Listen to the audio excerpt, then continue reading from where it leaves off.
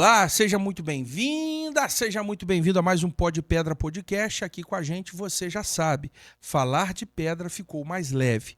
Para nós é sempre um prazer saber que você está aqui acompanhando com a gente a nossa saga aqui, todo dia um programa diferente, com temas diversos, logicamente sempre falando um pouquinho da pedra, a pedra natural do nosso mercado, falando do nosso setor, do nosso segmento, mas também trazendo assuntos correlatos, assuntos que têm tudo a ver com o nosso dia a dia, com a nossa vida, e você é muito querido por estar aqui com a gente faz isso tudo aqui por você, para que esse programa chegue até você num momento de descontração, para o seu entretenimento, para o seu lazer, para a sua informação, né? E até mesmo para expandir o seu conhecimento. Hoje nós estamos aqui no Pó de Pedra Saúde, esse programa muito bem sucedido, muito especial, que conta com parceiros e patrocinadores mais do que especiais, né, para falar do tema saúde. O Pó de Pedra Saúde tem se empenhado em trazer aqui médicos, especialistas em várias áreas do conhecimento voltados à saúde. E hoje nós estamos com uma convidada aqui muito mais do que especial. Uma pessoa querida, uma amiga, né, familiar e, ao mesmo tempo, uma pessoa de grande relevância na área da psiquiatria aqui na nossa região e no Brasil, porque tem gente que vem de fora para ser atendido por essa grande doutora aqui. Nós estamos com a doutora Débora Sena. Tudo bem, doutora? Tudo bem. Muito obrigada pelo convite, Bruno. Poder estar aqui para conversar contigo. Sempre um prazer. Com ou sem microfone. Pois é. E a gente está hoje aqui registrando. A gente estava ensaiando fazer esse programa já há um tempo. A doutora Débora Sena, além de psiquiatra, sua formação, ela também é palestrante, ela roda o Brasil aí com muitos conteúdos, especialmente na especialização dela de saúde mental aí para infanto-juvenil, para jovens e adolescentes. E a doutora Débora Sena é essa pessoa que tem muito a ensinar para a gente aqui, muito a contribuir. Ela que vem de uma família de médicos, né? Seu pai também é médico, não é isso? Sim, meu pai é hematologista e meu avô era patologista. Aí, ó, tá vendo? Mas eu saí um pouquinho, né? Digamos que eu fui para humanas de medicina. Mas a psiquiatria está na área de medicina ali, está na área da saúde comportamental do corpo humano. Sim. Aliás, já que você tocou nesse ponto, vamos começar do começo. Qual a diferença do psiquiatra para o psicólogo? O psiquiatra faz a faculdade de medicina primeiro, né? E depois ele faz a residência em psiquiatria. Que geralmente é uma residência de 3 a 4 anos. De acesso direto. Então, são 6 anos de medicina e mais a residência de psiquiatria, para ficar especialista realmente na área de saúde mental. Antigamente era neuropsiquiatria. Aí, hoje em dia, mas isso, muito antigamente, bem antes de quando eu entrei. E aí, hoje em dia, a gente tem a neurologia, que, assim, cuida mais de doenças degenerativas, né? E a psiquiatria que cuida mais daquilo que afeta mais o comportamento, primariamente sem ter exatamente como mostrar num exame de imagem. Então a gente meio que separou isso, já deve ter umas 5 décadas, e hoje então tem psiquiatria e neurologia. E a psicologia é uma faculdade à parte. São 5 anos de psicologia. E a pessoa pode escolher uma área de atuação, por exemplo, comportamental, psicanálise. Mas tem alguma... Para quem é leigo, você já é da área e você está dando uma definição muito clara. Mas, assim, de maneira um pouco mais desconstruída, existe semelhança com o que o psicólogo faz, com o que o psiquiatra faz? Talvez em alguns pontos, mas eu diria que são atividades totalmente complementares. O ideal é que haja um diálogo entre as áreas, né? Sempre. E a psicologia ela vai acompanhar mais as questões do indivíduo, mas de forma mais próxima, né, no seu dia a dia. E a psiquiatria ela pode também abordar questões do cotidiano, né, pode abordar questões comportamentais, mas ela também precisa ter um olhar para a parte médica no sentido da medicação. Medicar ou não medicar, né? Então, quando pede uma avaliação psiquiátrica, geralmente está pedindo essa fala, né? Tem indicação de medicação ou não, né? Então, porque aí entra na questão médica, né? Então, a gente precisa realmente dar essa resposta aí. Agora, deixa eu te fazer uma pergunta. Eu assisti um filme esses dias aí, depois se você tiver um celular aí, Orlandinho, Enquanto eu estiver falando aqui, se puder, dá uma pesquisada rápida aí. Eu me esqueci o nome desse filme. Se não me engano, é um filme espanhol. É um filme espanhol. Eu não tenho medo, Bruno, eu não tenho medo da morte. Isso nem passa pela minha cabeça. Nem tenho medo de nada correlato a isso.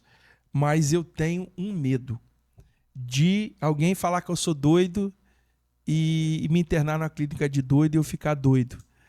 E eu assisti um filme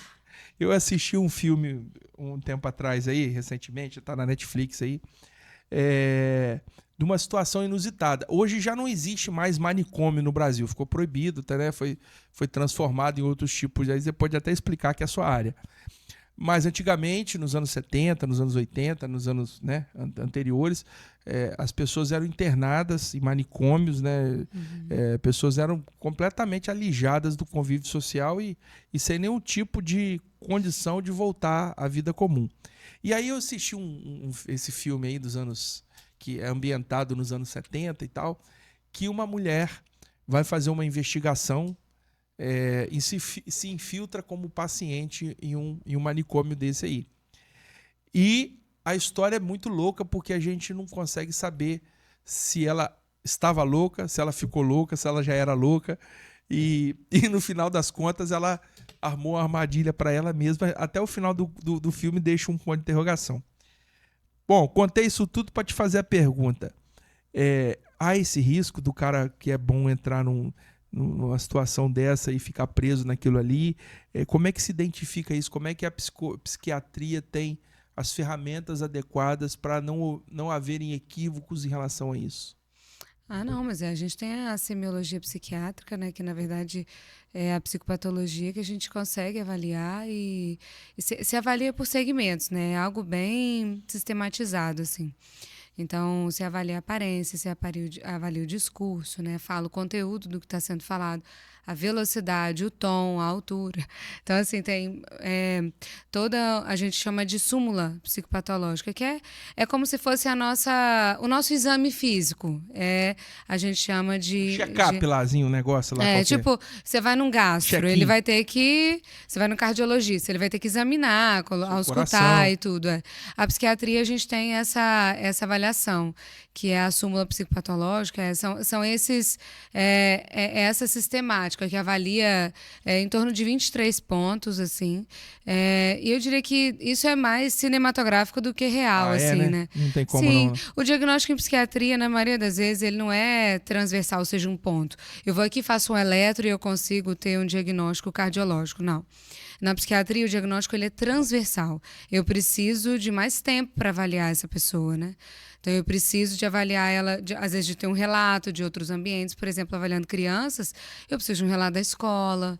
Como que essa criança se porta em outros ambientes. Às vezes, a gente tem problemas de comportamento na casa do pai e não tem na casa da mãe. Ou vice-versa, quando os pais são separados, por exemplo. Então, você não avalia em um ponto e durante um dia. Né? Eu acho que hoje a gente tem um cuidado muito grande, mas certamente que esse enredo faz muito mais sucesso na internet do que nos filmes, do que... Outro também que eu assisti também, Orlandinho, não sei se você vai lembrar, esse aí é famosérrimo, esse filme aí, mas eu sou ruim de lembrar o nome de filme. É de um ator famoso, Adam Sandler. Aí tem um corte que vai sempre pra internet, vou contar que você deve lembrar. O Adam Sandler tá num avião, né? Aí ele chama a aeromoça com a voz de anjo. Você podia me arrumar um fone de ouvido? Aí a aeromoça: senhor, não grite comigo. Eu estou atendendo aqui, mas agora não dá. Mas eu não estou gritando com você. Senhor, o senhor está se alterando. Você já viu esse? Não. Aí ele: não, eu não estou alterado, eu estou tranquilo. Senhor, eu já repeti, vou ter que chamar a segurança. E aí ele: mas eu não estou ruim. Aí daqui a pouco chega um cara grandão. Aí um negão grandão assim, que é o segurança do avião. Senhor, o que está acontecendo aqui? Você está nervoso? Nós vamos ter que te retirar do voo. Eu não estou nervoso. Mas você tá grandão. Rapaz, você tá com preconceito comigo? Rapaz, eu não tô nervoso. Aí ele fica nervoso, aí prende ele, grampeia ele, bota um remédio nele, na veia dele. E corre o risco disso, do cara ser estimulado a ficar tentando as ideias. Aliás, deixa eu voltar um pouco mais. Qual que é o conceito de um... Hoje em dia a gente tem que até se preocupar com os termos, né? Porque tem o politicamente correto, Tem coisa que você falava antigamente que não pode. Antigamente a gente falava tantã, pinel, né? Hoje não se usa mais esses termos. Mas quando é que a gente. Quais são as patologias, as indicações, o enquadramento para dizer assim, esse cara tem algum problema psiquiátrico, ele tem algum distúrbio, e isso afeta a vida dele e a vida das pessoas que estão ao redor. Como é que é esse trabalho de apuração inicial? Assim, bom, é uma pergunta bem complexa. Eu vou tentar resumir quase que, né, a residência inteira. Mas essa pessoa pode ter uma queixa por ela mesma ou uma queixa de terceiros. E pode ser leve, ou pode ser moderado ou severo. Boa. Então, tudo vai depender da onde que é a queixa, né? De quem veio e de qual que é a intensidade. Então, pode ser uma ansiedade leve, que eu mesma percebo, ou pode ser uma ansiedade que o outro percebe, principalmente se tratando de crianças e tudo mais. Então, na verdade, hoje em dia, a gente não fica só na avaliação da loucura em si, que é o que você estava tratando mais. O nome é isso. Que seria mais assim, o delírio, né? Ou uma desorganização do pensamento ou do comportamento, seria um termo mais técnico. Mas, enfim, esse comportamento conhecido como loucura, esse não é um termo exatamente técnico, né? Uhum. Mas tem essa fração, né, de diagnósticos que entram nesse pacote. Mas hoje em dia, Bruno, isso não é o feijão com arroz mais. Não, hoje o feijão com arroz hoje é ansiedade. Doutor, eu acho que eu tenho TDAH, eu acho que eu sou autista. Eu acho que eu estou deprimido ou não, acho que eu sempre tive depressão, não sei se eu sou bipolar ou se isso é de alguma impulsividade. Hoje o feijão com arroz são nos aspectos de ansiedade e humor, assim, eu diria. Na criança, não. Na criança e no adolescente, aí já entra dentro dos transtornos do neurodesenvolvimento, que é como se fosse uma outra psiquiatria, porque entra autismo, entra TDAH... entra todo um outro grupo de transtornos, entendeu? Mas, no geral, adulto hoje é mais a questão de ansiedade, né? Transtornos de ansiedade de uma forma geral, transtornos de humor, aí pode ser depressão, pode ser transtorno bipolar, e também, assim, outros, como, por exemplo, toque, né? Então, transtorno de escoriação, arrancar cabelo, tricotilomania, né, que a gente chama. Aí tem outros, muitos diagnósticos também. Mas hoje o feijão com arroz certamente que é isso. Então, um luto patológico, né, são questões mais recorrentes hoje. Hoje, o paciente com um quadro delirante, com um quadro psiquiátrico nesse quesito de loucura, que é o termo antigo, né? É menos frequente hoje. Hoje a gente tem até uma prevalência maior de algumas condições até de transtorno alimentar, como bulimia, anorexia, transtorno de compulsão alimentar. As compulsões hoje são carro-chefes também. Então, menopausa, pós-menopausa, enfim, a psiquiatria ela vai depender qual fatia eu vou avaliar de idade, assim, faixa etária, quem está trazendo a queixa, a intensidade dos sintomas, para daí depois a gente estratificar realmente a questão do tratamento, né? E até dar o diagnóstico, enfim. Às vezes não é só um diagnóstico, então é complexo. Bom, o tema hoje é superexposição na internet e a saúde mental. Nós estamos trazendo aqui a doutora Débora Sena, ela que é psiquiatra, com uma atenção especial na área infanto-juvenil. Ela lida com isso há um bom tempo, é referência na nossa região, e você que está assistindo a gente em qualquer lugar do Brasil, sejam muito bem-vindos para poder estarmos debatendo, dialogando, batendo um papo sobre esse tema tão importante que a gente está dando aqui o preâmbulo, aqui a fase introdutória. Agora, doutora Débora Sena, quais são as fontes hoje que podem gerar distúrbio, desorientação ou desencadear processos da antiga loucura ou da confusão de pensamentos? Da onde está vindo uma pressão tão grande por ansiedade, né, por todo esse estresse, TDAH e tal? Da onde está vindo isso? Tem uma fonte? Isso são sinais dos tempos modernos?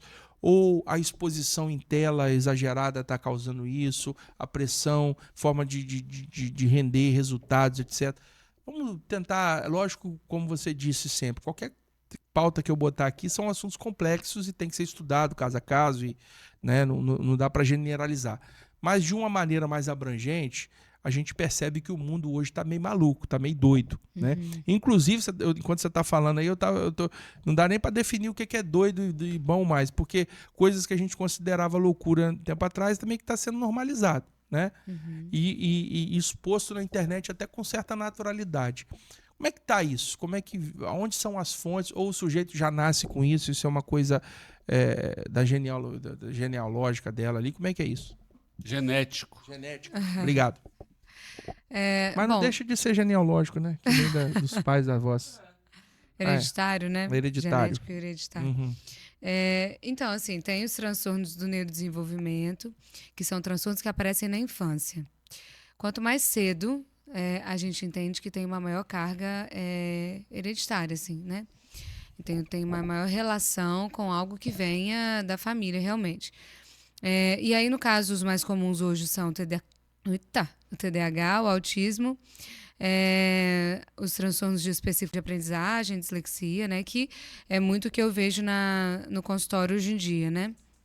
Mas a gente também tem condições de ansiedade, que tem uma carga hereditária, mas que também tem o componente do ambiente. Aí, entrando um pouco no ambiente, você fala, excesso de telas e tudo. Aí eu já tenho... certamente que uma influência das telas. A gente tem um livro excelente, que é o Geração Ansiosa, do Jonathan Haidt, que ele fala exatamente sobre o papel das telas e das redes sociais, da internet, e de como que isso tem trazido adoecimento da geração atual. Tanto que ele fala geração ansiosa, pegando essa galera de 2010 para cá.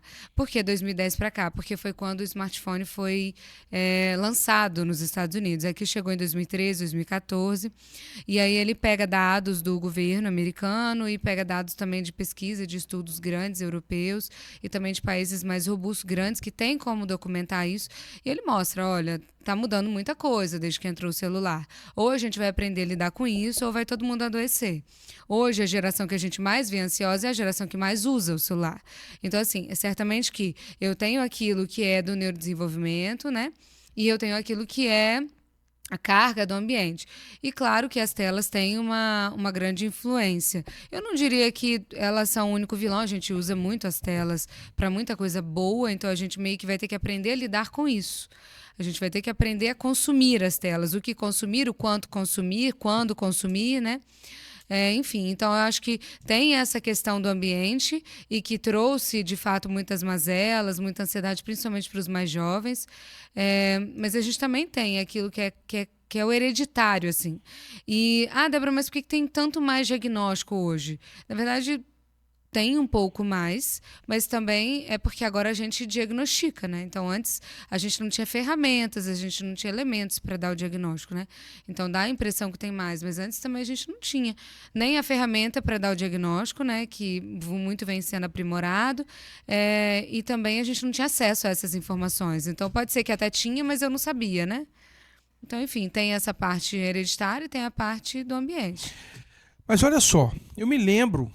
Você é mais nova que eu, não sei se você vai lembrar disso, mas eu me lembro que na minha infância, eu sou de 82, né? Eu estou falando aí nos anos 80 ainda, 88, né? 89, 90. Eu me lembro que era uma onda maciça a onda na infância era dizer que o cara tinha problema tinha que usar botinha, que a perna era torta. Aí ele pegava um bebezinho que a perna era arqueadinha assim, e tem que usar botinha. Aí você viu um monte de criança usando botinha. Você já foi lá, já fez a botinha? Tem que fazer a botinha, o pé tá torto. Aí depois, um pouco mais depois, anos 90, 95, já mudou um pouco. Não era tanto, não se falava tanto de botinha mais. Aí era o aparelho de dente, burro de cavalo. Estava assim, ficava aquele troço assim, todo mundo tinha problema no dente, todo mundo tinha que usar burro, como é que é? Freio de burro, né? O pessoal chamava lá. Hoje nós estamos vivendo numa era em que tudo quanto é criança, eu ouço esse termo quase que todo dia. Lá na escola, aqui, ali, fulano de tal tem TDAH. Eu tenho a impressão de que cada época, a sociedade meio que inventa algumas doenças, algumas patologias e fica batendo naquela tecla e até meio que banaliza o termo, porque Tem gente que é normal, mas o cara quer falar que fulano tem TDAH, até usando como uma certa ferramenta de escudo, né?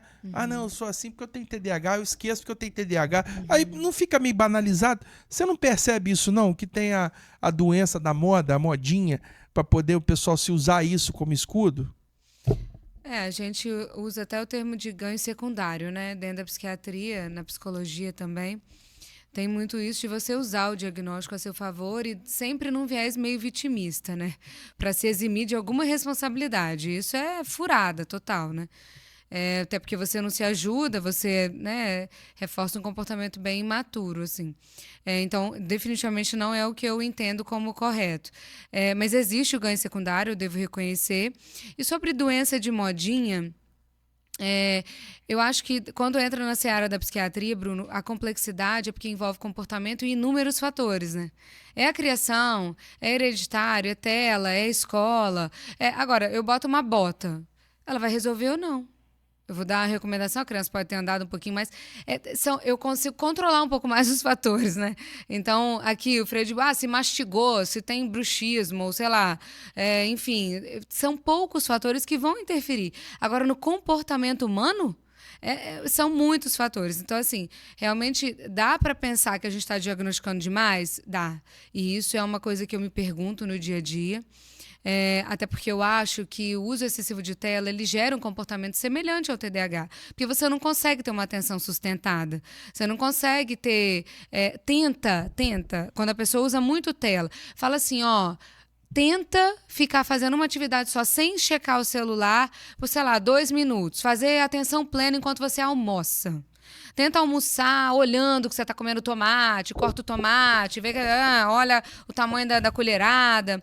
Tem gente que não consegue ficar 2 minutos fazendo uma refeição em atenção plena sem olhar o celular. Então, assim, às vezes é uma pessoa que nunca teve queixa.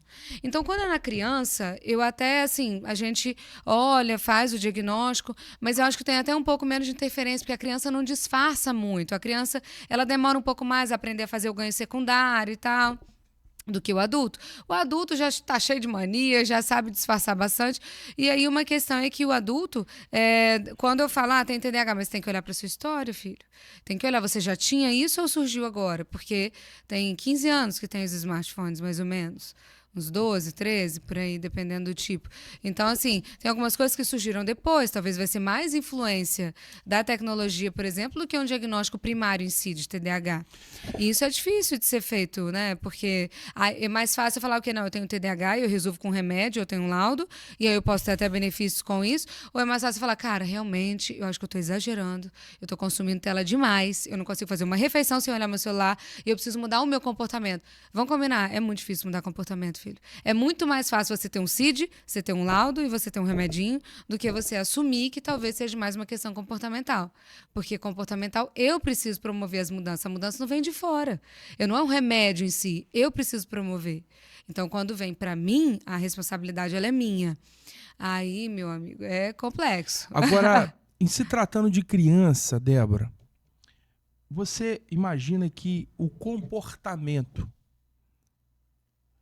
e a mentalidade, elas são ensináveis, elas são mais ensináveis ou elas são mais observáveis, se é que existe essa palavra?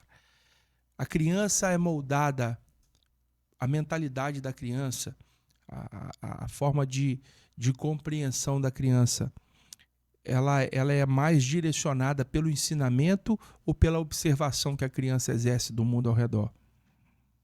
Como é que a gente... Como assim? Você fala pelo falar ou pelo observar? O que é pelo exemplo? Pelo que ela está observando ou pelo que a gente está ensinando.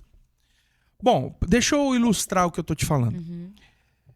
Teve um dia que Samuel tem um filho de 10 anos, vai fazer 11 agora, no fim do mês. Samuel, do nada, estava dentro de casa lá, ele começou a andar manquetando assim. Não estava com dor no pé, não tinha nada. Arrastando assim o pé assim, andando assim, meio assim. Fiquei observando. E eu cheguei para ele e falei, Samuel, por que você está andando assim? Assim como? Por que você está andando assim? Torto. Falei, Samuel, não se anda assim não, Samuel. Aí eu botei ele, vem cá. Botei ele na... Sério mesmo, Orlandinho, tô falando sério, você não é pai, né? Parada cabulosa. Aí ele começou andando, meio puxando a perna assim, dando um passo meio torto, não sei o quê. Aí eu, não, Samuel, a perna é assim, assado. Aí fiz ele andar umas 20 vezes assim. Voltou ao normal, acabou aquilo ali. Eu percebi aquilo ali, eu falei, cara, quantos trejeitos ele tava com um negócio de falar, esse é um exemplo, vou dar o segundo.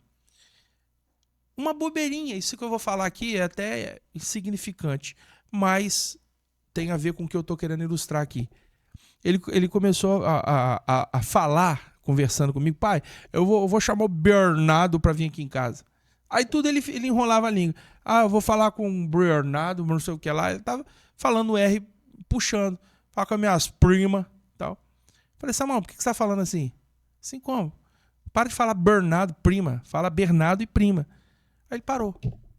E a outra coisa, que aí naturalmente o que eu vou falar aqui é o mais comum de todos, que ele tava, que é vício de linguagem e aí, né, o tamanho da intelectualidade dele. Ele estava conversando comigo, falando assim, pai, por causa que eu quero ir. Falei, Samuel, não existe por causa que, existe por quê. Porque eu quero, blá, blá. E aí foi umas 10 vezes eu consertando ele, até que voltou ao normal. Bom, eu tô falando de linguística e tô falando de comportamento, isso tudo tá na mente. Uhum. Eu acredito que ele ouvindo ou querendo manifestar uma fala engraçada, uma fala jocosa, ele estava fazendo aquilo, Bernardo. E eu falei, cara, isso é feio, isso é uma coisa feia.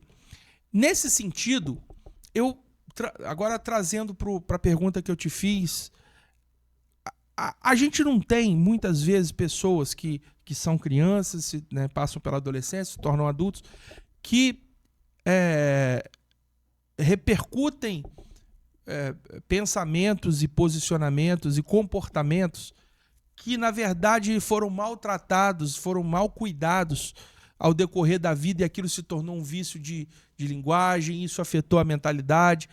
Passa por isso? Por isso que eu estou dizendo, a gente consegue ensinar o cara a pensar melhor, a agir melhor, organizar melhor, ou isso não? Isso é uma coisa que vai lá no cérebro da pessoa e não tem jeito, uma hora vai dar um parafuso ali e não vai funcionar.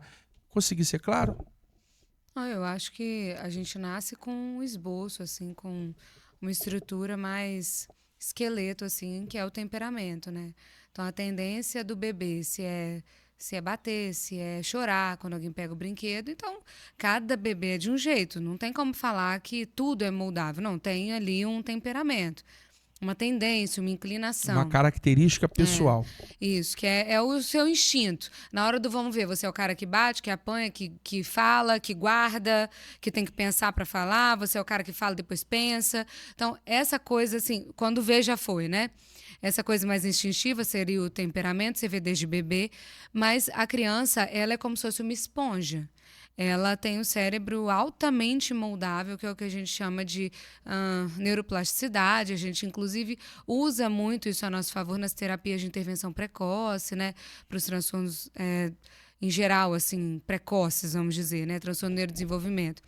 Então, a gente usa essa neuroplasticidade. A criança é totalmente moldável. Por isso que cada criança, numa cultura diferente, ela vai reproduzir aquilo que ela aprende na cultura dela. Então, eu como numa mesa como essa, ok. Aí eu tô lá no Japão. Não, a gente ajoelha numa almofadinha e come aqui. Isso vai ser o natural. Eu vou moldando o momento, as refeições, a alimentação, a fala, a linguagem, a religião, tudo isso que é cultural e que também é ensinável, a criança vai absorvendo. Inclusive trejeitos e tal. Só que aí eu acho que entra um ponto, Bruno, que você colocou do seu menino, né, citando como exemplo, que está entrando na pré-adolescência, daqui uns dias adolescente, é que todo ser humano ele tem uma necessidade louca de aprovação e validação social. Então, eu quero ser validado pelo meu grupo. Quando eu sou pré-adolescente, eu não quero só ser validado pelos meus pais. Eu quero ser validado pelo meu par, pelo meu colega da minha idade. Então, se eu tenho algum colega que fala porta, eu vou querer falar porta porque eu quero me identificar com ele, eu quero ser aceito Boa. por aquele grupo. Legal. Eu quero ser validado, eu quero ser aceito, eu quero ser acolhido. Então, geralmente, quando você chega numa festa, o que você faz? Você olha como todo mundo está vestido, como todo mundo se comporta, para você se comportar parecido. E aí, se você chega lá e você vê que você está vestido de uma forma, sei lá, eu tô de smoking, tá todo mundo de bermuda. Eu vou falar, cara, eu tô inadequado. Perfeito. Por que eu tô inadequado? Porque eu olhei para todo mundo. Então, o ser humano, ele se compara para ver se ele pode ser validado, se ele tá adequado. E isso vai ficando só cada vez mais forte conforme a gente vai crescendo, né? Então, a gente é sim uma esponja, mas não são só os pais que moldam, é todo o ambiente. E quando eu coloco um celular na mão de uma criança, principalmente de porta fechada, eu estou permitindo que pessoas que eu não conheço entrem na vida dela. Influenciem ela de alguma forma. Você viu a forma dele falar, mas e as coisas que a gente não vê? A forma de pensar, as crenças, a cosmovisão, sabe? A visão de mundo. Isso também é moldado sem eu ver. Então, eu vejo quando afetou a fala. Aí fica tranquilo até. Mas o problema é quando é algo que é mais profundo do que isso. E aí, às vezes, eu só vou ver quando lá na frente eu não reconheço meu próprio filho nas decisões que ele está tomando. Meu filho, mas você gosta disso? Gosto, mãe. Eu não sabia. Por quê? Porque, na verdade, eu não sou a única a moldar. Meu filho não está numa bolha. Às vezes, se a gente parar para pensar, os nossos filhos ficam quantas horas com a gente do dia? Muito menos. 3? 4? Porque fica exposto. 2? Quantas horas ele ficou na tela? 6? 4? 3? Na escola? 4? 5? 6?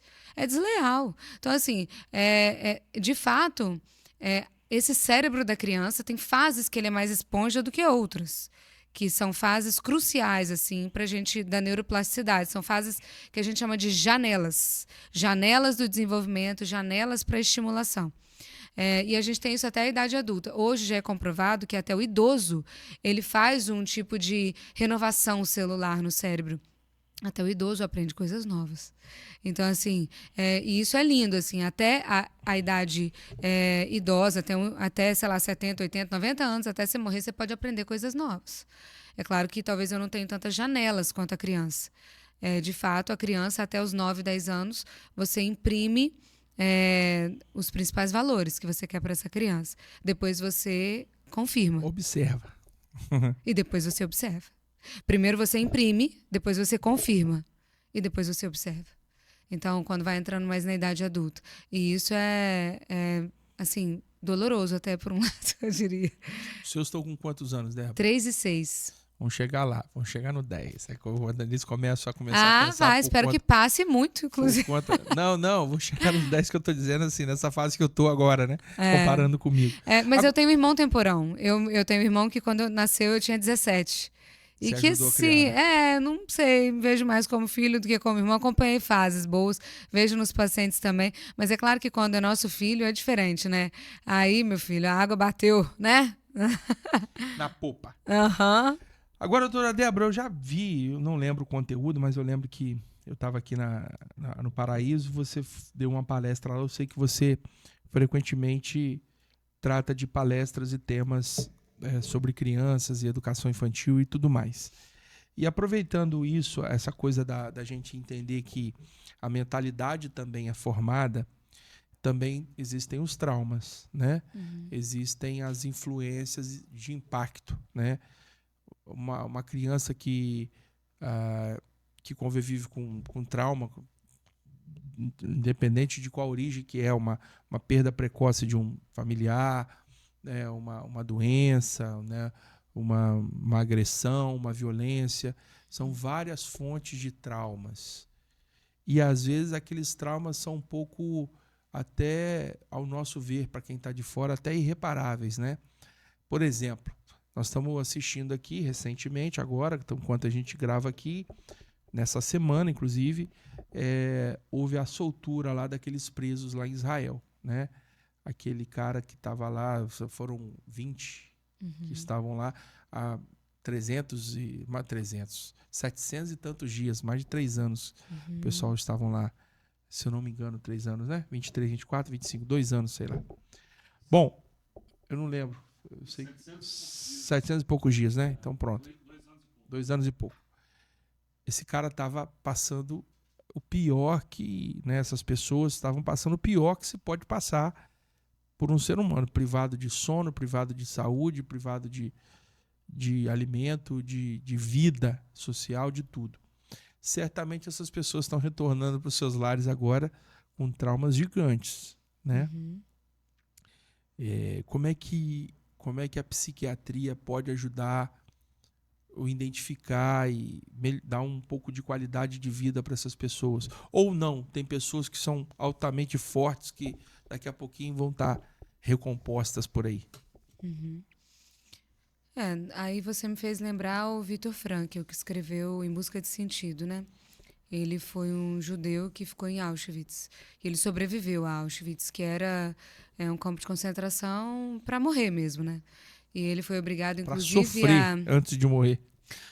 Na verdade, ele mais sofreu realmente porque ele perdeu muitos familiares. E ele escreveu esse livro quando ele saiu. Eu diria que o livro você não lê, você digere, né? E aí ele fala um pouco da experiência, ele judeu também. Eu imagino que deve ter uma semelhança com o que essas pessoas talvez viveram lá, né? E ele ainda teve que ajudar na execução de algumas pessoas, enfim, como parte ali do sofrimento que era imposto a ele por ser médico, né? Ele é um psiquiatra, faleceu já. Ele criou a logoterapia quando ele saiu de lá. Assim, se a gente puder, né, pegar um exemplo de resiliência, certamente o Viktor Frankl é um bom exemplo. Ele saiu de Auschwitz, ele escreveu um livro sobre a experiência dele lá e sobre o que ele achava que fazia com que uma pessoa sobrevivesse a traumas. E ele fala de sentido. Porque quando você dá sentido para o sofrimento, ele passa a ter um significado, às vezes até honroso. Quando o seu sofrimento ele é sem sentido, aí sim ele caminha para uma morte física, emocional, espiritual, que seja, porque aí não tem porquê eu estar vivendo esse sofrimento, né? Então, um sofrimento com sentido é um sofrimento mais suportável. E aí ele fala sobre isso, ele fala um pouco sobre esperança, ele fala um pouco sobre as experiências que ele entende que geram essa capacidade de resiliência. E nesse livro, inclusive, ele tem um capítulo só para falar sobre esperança. E aí, eu trazendo um pouco, você falou algumas vezes que eu dou palestras e tudo, mas na verdade eu falo mais dentro de um contexto cristão. A minha cosmovisão é cristã e eu falo muito dentro desse contexto. E nesse contexto eu entendo que a esperança, ela é a grande âncora. Como a Bíblia fala, ela é a âncora da alma mesmo. Então, quando você tem um sofrimento que ele tem um porquê, ele passa a ser um pouco mais suportável. Porque eu estou sofrendo por algum motivo que é muito maior do que eu. É uma missão, ou é uma pessoa que eu amo muito mais. Então, eu poderia talvez até morrer por alguém. Quem tem filho é fácil falar, você morreria pelo seu filho? Cara, eu prefiro que seja eu do que eu ver meu filho morrendo. Você poderia facilmente falar isso. Mas por quê? Porque é algo que você entende que é maior do que você. O sofrimento, quando é nesse contexto de ser algo maior do que eu, ele passa a ser suportável. Então, não tem como prever como essas pessoas vão sair de lá. Eu acho que primeiro você cuida do físico e vê, calma, deixa eu cuidar da desnutrição, botar as pessoas para dormir, para hidratar, para cuidar, o que tem de doença, tem alguma infecção. Eu cuidei do físico. Agora vamos ver como que está o emocional dessa pessoa. E pode ser que a gente se surpreenda. Pode ser que a pessoa vai falar, cara, eu tive uma experiência todos os dias que eu estava lá, eu senti como se Deus estivesse cuidando de mim. Todos os dias que eu estava lá, eu lembrei do meu filho e eu pensei, o dia que eu sair vai ser o dia mais feliz da minha vida porque eu vou dar um abraço nele. O que você vai ensinar para essa pessoa? Essa pessoa que vai te ensinar. Então, na verdade, eu acho que é mais entender como que tá a mente daquela pessoa depois que eu cuidei do físico, porque pode ser que a gente se surpreenda. A resiliência, ela é tão multifatorial que tem muitos estudos até hoje feitos e a gente não consegue chegar numa conclusão única. A gente sabe que a espiritualidade ajuda, o aspecto cultural, a genética, né, o aspecto hereditário, seu temperamento, sua personalidade, como foi sua criação. Se você era levanta, sacode a poeira e vambora. Ou se você é do tipo que não, vou atrás da justiça e tal. Se você é o que remói ou se você é o que parte para cima. Se você é o cara que para na hora do trauma ou se você é o que reage ao assalto. Então, são muitos fatores para interferir na resiliência, que é a capacidade da pessoa de sobreviver. Não dá para analisar de maneira global, né? Tem que se analisar caso a caso. Né? Sim. Mas o fato é que é o seguinte, a psiquiatria está sempre presente nesses momentos cruciais da vida humana, né? Porque a gente tem visto como você falou, eu acho que isso eu tenho para mim que a gente, na verdade, eu acho que o mundo sempre foi doido do jeito que é, né, do ponto de vista das loucuras e das aberrações que acontecem todos os dias. A diferença é que a gente está tendo mais acesso à informação, a gente está sabendo mais aonde estão acontecendo tá as loucuras, está né? viralizando. Mas eu não vejo nada diferente, a gente que estuda história, né? Eu me formei em relações internacionais e estudei sobre os povos, as nações, como nascem os impérios. Eu gosto de estudar muito, você está me rememorando aí a Segunda Guerra, tem alguns seriados aí, alguns documentários gigantes aí, tanto no YouTube quanto em outras plataformas. Foram 738 dias. 738 dias. Mas a gente tem visto cada vez mais assim, em evidência as pessoas translocadas, né? Assim, enquanto você falava aí, eu tô lembrando de algumas coisas aqui. Por exemplo, aconteceu uns 3 casos aí agora, recente, por esses dias aí, de companheiros que agrediram a mulher. Teve um que deu não sei quantos socos lá, 80 socos no rosto, quebrou o rosto da mulher em várias faces, e depois o outro também fez a mesma coisa. A gente vê que a gente que é cristão, Débora, a gente tem a nossa resposta, né, usando a sua palavra que você usou, dentro da cosmovisão cristã. A gente sabe, né, que o quanto a fé e a crença no porvir, quanto o temor a Deus, ele faz obras na nossa vida. Mas o elemento psíquico, o elemento humano, o elemento tá lá, né? Esse afetamento todo desse mundo tão agitado que a gente vive, né? Dá para falar, Débora, a gente está falando de saúde e superexposição na internet, dá para a gente falar um pouco sobre os principais pontos de atenção de coisas que estão acontecendo na internet aí, que estão afetando a saúde mental das pessoas? Dá pra gente elencar alguma coisa? Como você estava falando, Bruno, feijão com arroz hoje não é nem mais o cara que é malucão, né? Doido de pinel, como a gente falava antigamente. Hoje o problema estão nessas pormenores, né? A ansiedade que está afetando, o TDAH.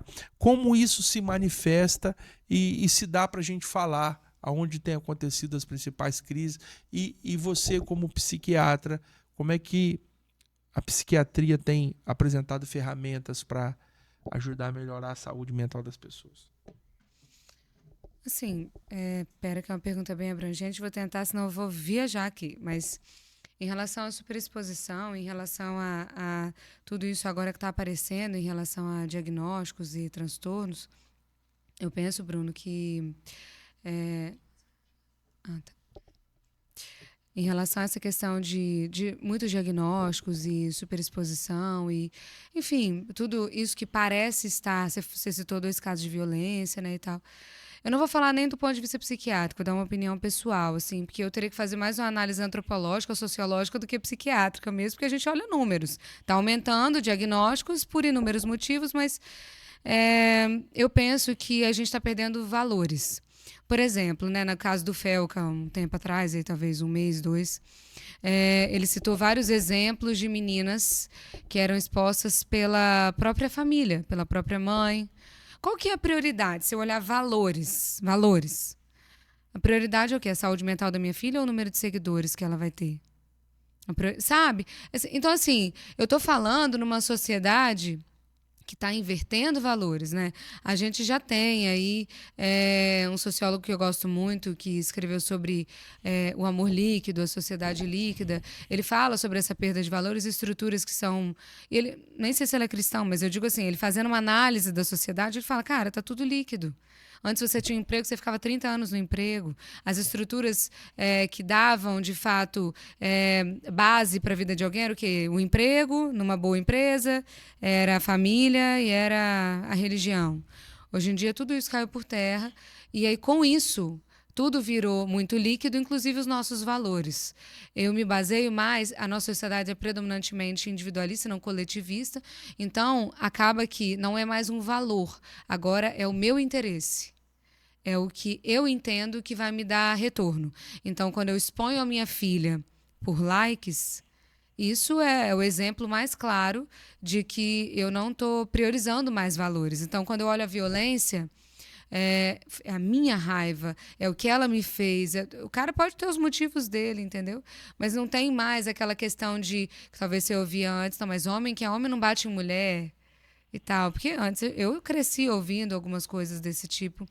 E era muito mais frequente a gente ouvir isso. A gente tinha esses valores que norteavam. Hoje a gente não tem mais tanto os valores. A gente tem uma superexposição. E a gente tem uma ilusão de um retorno rápido. Então, se o meu vídeo viralizar, eu vou, sei lá, ficar milionário, vou morar num condomínio em Miami, Cara, entende? 90% do que a gente vê na internet aí é fake news, cara. É o cara que se passa por rico, o cara aluga um carro de 1 milhão, o cara aluga lá um apartamento lá, ou sobe lá, tira uma foto, tira a onda que ele tá usufruindo daquilo. Isso é o quê? Isso é uma mentira. Pois é, mas isso não é um Isso é uma afetamento mental enganação. também? Isso não, Isso, as pessoas muita não estão coisa- meio que doidas, assim, desculpa, eu tô Você usando o faz termo de tudo leigo. por um dinheiro, por Isso é uma por coisa like, insana. O cara A gente inventar... perdeu a base, Bruno. Pois é. A gente perdeu a base. Outra Agora não tem coisa. valor mais. Agora é pelo Outra que pode me dar coisa, de retorno. falando da questão das violências, você lembra desses casos que eu citei? Você ficou sabendo que teve esses casos dos caras que socaram lá as companheiras? Você ficou sabendo disso? Eu vi, não sei se é o mesmo. É. Vi, Não, são tantos, exato, são Bruno, que eu tantos. nem sei Não, se é mas o mesmo. teve mesma dois que notícia. o cara deu 80 socos. Um cara era jogador de basquete, não sei da onde. Nossa, Aí, não, você esse sabe, acho que não. o meu medo é o seguinte: aí entra um outro componente, o jurídico. O cara tem uma vida normal ali, aparenta normalidade, né? Foto, trabalha, joga não sei aonde e tal.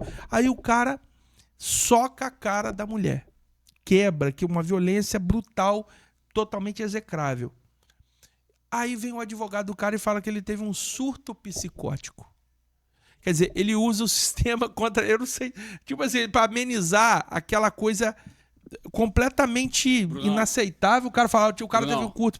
O nome do cara é Igor Cabral, ex-atleta profissional de basquete. Pois é, esse cara fez isso daí, bicho. E você não acredita Natal, que isso... Rio Grande do Norte. É, né? Você acredita que esse episódio... a gente tá meio que perdendo, como você já falou, né? Os valores. Mas é uma coisa meio insana, né? Da gente ver as pessoas assim se escondendo atrás disso, né? Desses tipos de fragmentos aí. É porque os valores, Bruno, olha, são em coisas sutis. Por exemplo, mais vale o meu nome, antigamente era assim, mais vale o meu nome do que eu fazer 1 milhão na conta. Hoje em dia é exatamente o oposto. Não, nossa, se meu pai souber que eu bati na minha mulher, que eu dei 80 socos na minha mulher, cara, que vergonha que eu vou ter do meu pai. Você não vê isso hoje mais. Então, assim, entrou essa perda de valores e ela vem atrelada a toda uma mudança de comportamento da sociedade mesmo. E aí, não importa mais, eu não estou nem aí para o que vão dizer, se vai, depois eu pago um bom advogado e dane-se.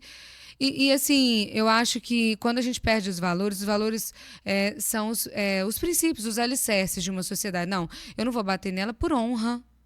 Porque eu tenho preocupação do que o meu pai vai pensar, porque eu tenho zelo pelo meu nome, não só pela minha conta bancária. Então, são coisas que foram se perdendo e que, de fato, eu acho que a tendência nesse sentido é só piorar. E aí, se a gente for olhar para a sociedade como um todo, se a tendência é só piorar em relação aos valores, a tendência também é só piorar em relação à saúde mental. Por quê? Débora, não, você está sendo muito conservadora. Talvez. É a minha visão de mundo e eu não consigo separar uma cabeça racional sem todo o resto. Então, desculpa, a limitação que eu tenho, eu acho que a gente avalia, inclusive quando você procura um profissional, você já entende que tem essa influência. Mas eu acho, sim, que, em parte, eu não digo que é tudo isso, a gente nunca pode ser simplista. Isso seria, no mínimo, né, você ser simplista é você ser irresponsável até também. Mas eu acho que, de uma certa forma, a gente tem que entender que isso tem as influências e está tudo aí para você ver. E não sou só eu que falo, tem o sociólogos, na verdade, são vários, para falar dessa liquidez agora, que é essa ausência de valores e princípios mesmo que norteavam a sociedade anteriormente e agora não mais. Débora, bom, dá para você falar aí algum caso, obviamente sem expor ninguém, né? Ou se quiser expor, porque às vezes é um caso de sucesso aí, algum caso bacana que já passou por você e que você sente assim, poxa, legal, contribuir, isso aqui é um resultado legal do meu trabalho. Tem algum paciente, algum que passou por você e você possa citar algum caso aí que a psiquiatria salvou e ajudou vidas? Eu acho que tem vários casos, graças a Deus a gente tem... não dá nem para contar no dedo mais, graças a Deus, Bruno. Mas eu penso que quando você...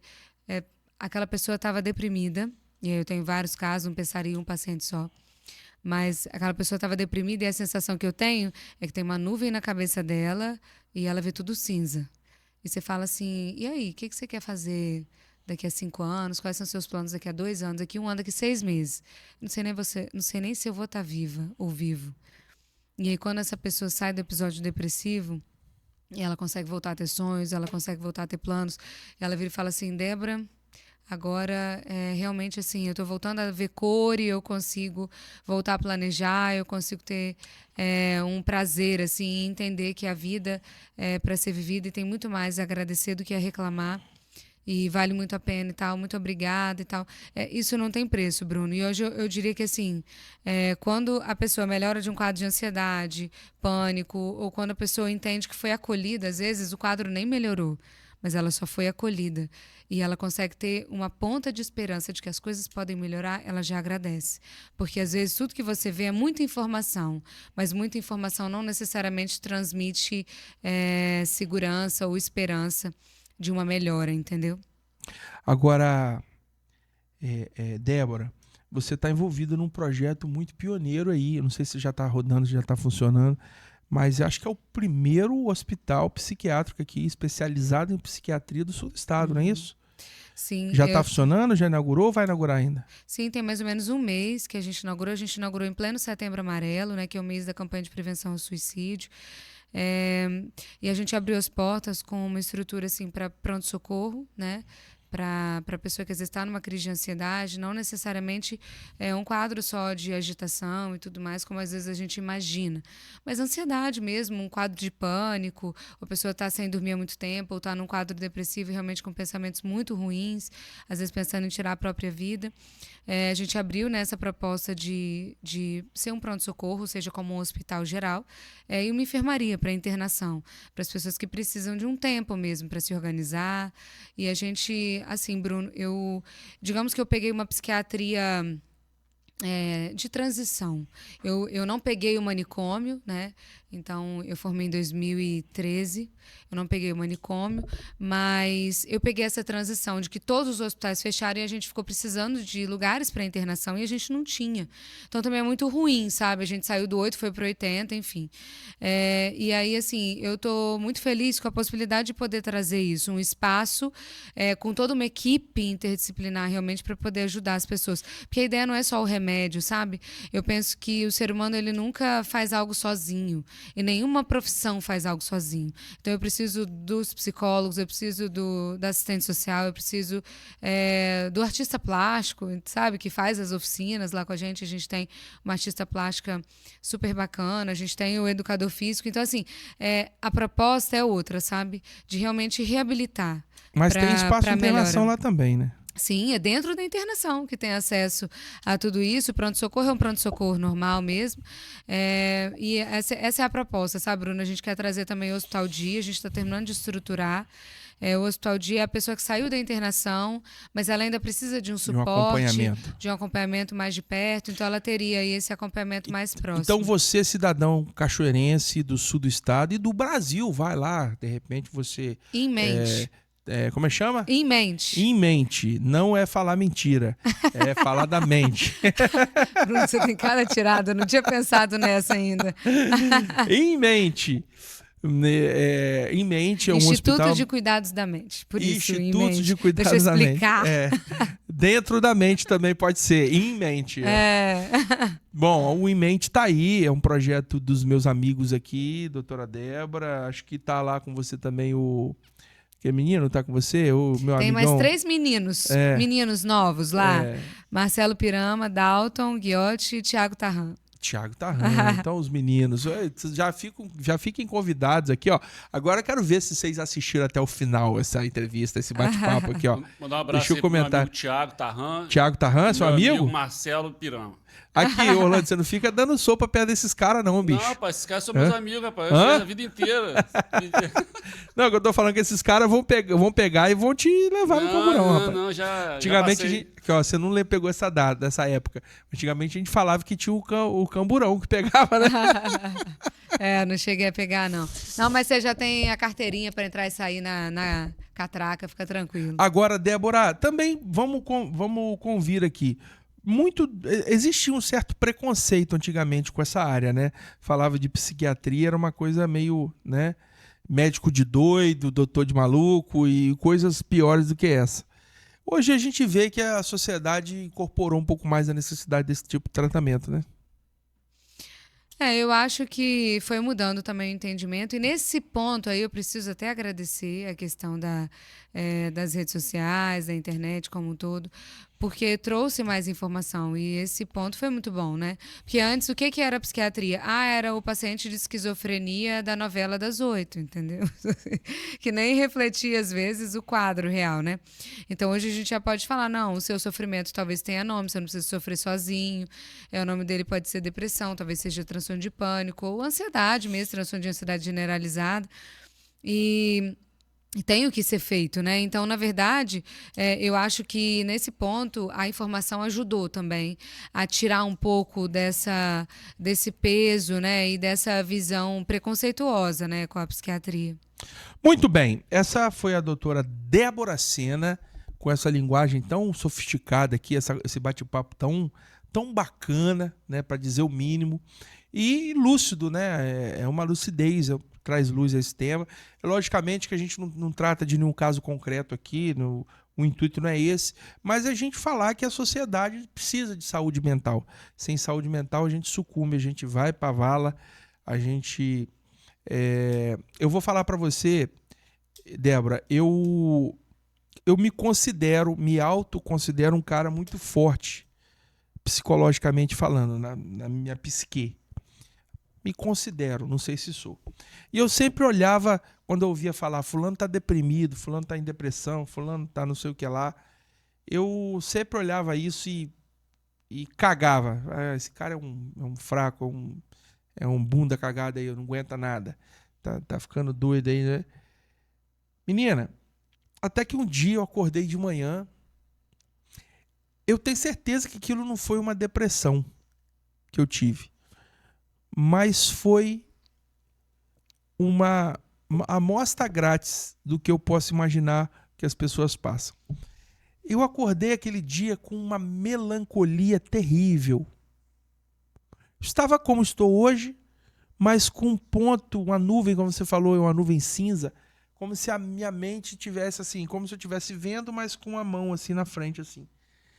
Um sentimento negativo, prisioneiro, eu fiquei uma semana com aquilo. Acordava de manhã, não via sentido na vida, não via nada. E eu ficava lucidamente analisando, gente, será que isso aqui é uma depressão? É isso aqui que o pessoal fala que é depressão? Que eu não estou conseguindo entender o que é isso? Que doideira é essa? Por que eu estou pensando isso? Estou bem, estou vivo, E eu ficava me convencendo daquilo, mas com aquele peso, como se eu estivesse andando com uma bola de ferro amarrando os pés. E naquela experiência que eu tive para frente, eu passei a respeitar mais o seu trabalho, dos profissionais, e eu comecei a não taxar mais as pessoas como pessoas fracas e moles, né? Porque a gente não sabe o que o outro está passando. É muito sério você ter um desdobramento desse na vida, passar por isso, essa experiência de impotência, de você não poder fazer nada, de infelicidade, de prisão mental.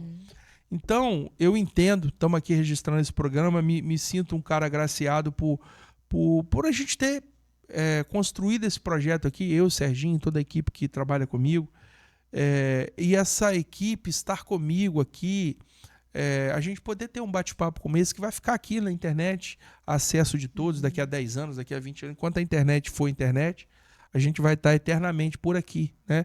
Com esse programa, com essa experiência, e dando ênfase, dando visibilidade a um tema tão importante, tanto quanto você cuidar da sua saúde física, né? A importância de você cuidar da sua saúde emocional, psíquica e espiritual também, porque está tudo interligado, né? E quero te agradecer por você ter dedicado esse tempo aqui para estar conosco, né? Agradecer a todos os nossos patrocinadores. Eu só vou citar eles hoje, mas todos são muito queridos. Eu estou aqui, todos os programas falando do trabalho de cada um. Dá pra gente citar aí, Orlandinho? Você fala que eu repito aqui, 1 a 1. Vamos lá? Cecília Tower.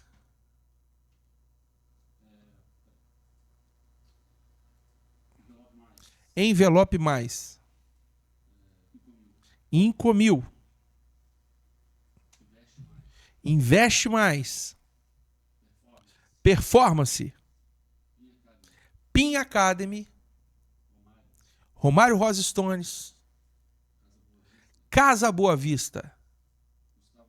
Gustavo Mairink. Atlas Mármores e OEMI Holdings. Todos esses são nossas empresas parceiras que ajudam a gente a fazer esse programa acontecer. Todas essas empresas você encontra informação sobre elas aqui no nosso Instagram, aqui no Pó de Pedra, e você é o nosso querido convidado para acompanhar, seguir os canais da internet de cada uma dessas empresas. Investe Mais aí, ó, todo mundo está aí apoiando, acreditando nesse projeto. Doutora Débora, dê uma saudação final, uma palavra final aí, um fechamento para a gente encerrar esse programa. Quero agradecer pelo convite, Bruno. E, na verdade, eu encerraria com saúde mental hoje em dia é ostentação. Então, quem está bem emocionalmente... Bruno. Ostentação total é ter saúde mental. Obrigada pelo A convite. gente não pode esquecer de deixar de convidar o doutor André Sena também para vir participar do Com nosso certeza, podcast. doutor André Sena, o senhor está intimado, não é convidado, não. É intimado a estar aqui conosco. E o doutor Diego também. Diego fica só fugindo de mim, né? Doutor Diego Moura. Bom, obrigado mais uma vez. Obrigada. Você que está aqui com a gente, curta, comente, compartilhe, interaja com este conteúdo, ative o sininho aí, siga a nossa página. É muito importante ter vocês aqui com a gente. E aqui no Pó de Pedra Saúde, você já sabe, falar de pedra ficou mais leve. Muito obrigado pela sua presença, sua audiência, sua participação. Obrigado, doutora, mais uma vez. E vamos que vamos.